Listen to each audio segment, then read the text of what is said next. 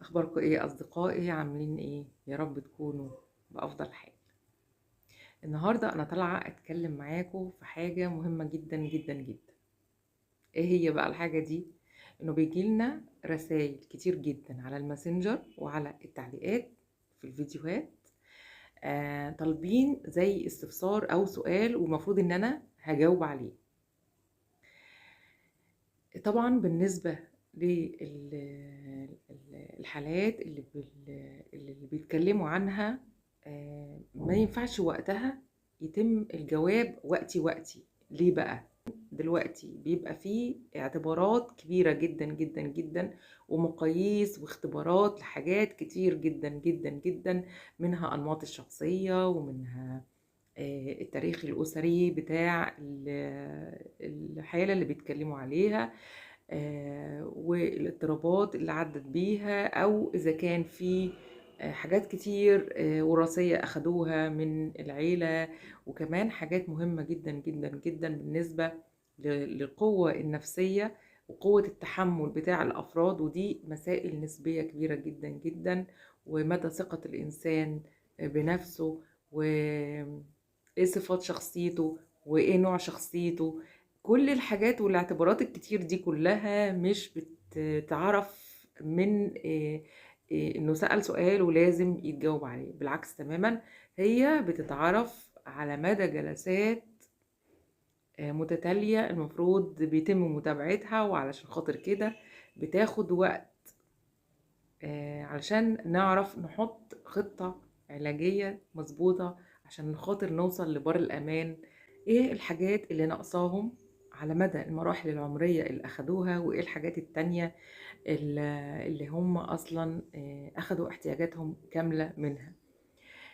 حاجات كتير كتير كتير جدا جدا جدا بتأثر على شخصية الشخص نفسه وسلوكه وأفكاره ومعتقداته وثقافاته المختلفة اللي بتخليه يتصرف تصرفات كتير. ممكن نسأل نفسنا هو بيعمل ليه كده؟ ومع الدراسة بتتعرف بعد كده إنه الأسباب من حاجات مختلفة عدى بيها على المراحل، على مدى المراحل العمرية الكتير اللي عاشها، أو إنه في صفات شخصية معينة أو في اضطرابات معينة خلته يتصرف التصرفات دي. فعشان خاطر كده ما ينفعش السؤال إجابته تبقى فورية. فاهميني ازاي؟ او مثلا عيلة ظروفها كده وحصلت مشاكل فيها بسبب ايا كان الاسباب اللي هم شايفينها، ممكن مع الوقت يكتشفوا ان في اسباب تانية خالص خالص خالص.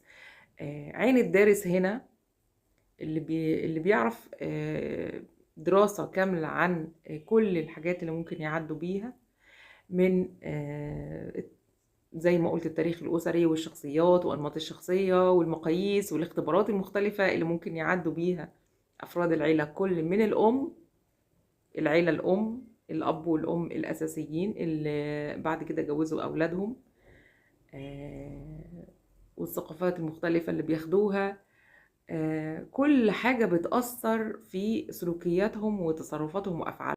فبالتالي هنا مش هينفع بتاتا ان احنا يبقى فيه سؤال ويتجاوب عليه بشكل فوري.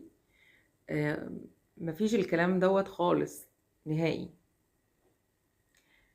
كل حاجة لازم بدراسة، ولازم جلسة، ولازم تتابع جلسات عشان نعرف حاجات كلها مبنية على حاجات، علشان خاطر نحط خطة علاجية مظبوطة توصل بيهم لبر الأمان.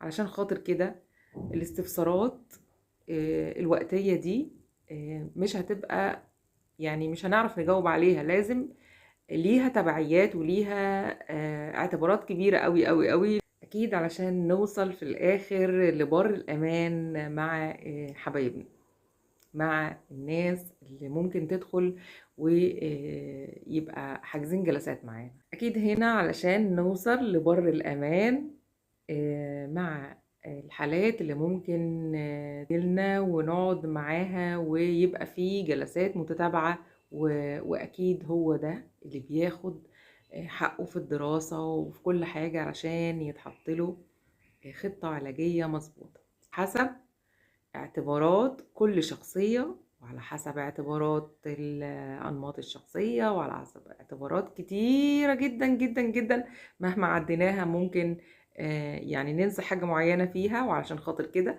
لازم تاخد حقها، لازم تاخد دراستها كافية علشان في الآخر نوصل لنتيجة مضبوطة معاها. ويا رب كده كل الناس هادية مستقرة فيها سلام وأمان واستقرار وحياة هادية مستقرة للناس كلها يا رب العالمين.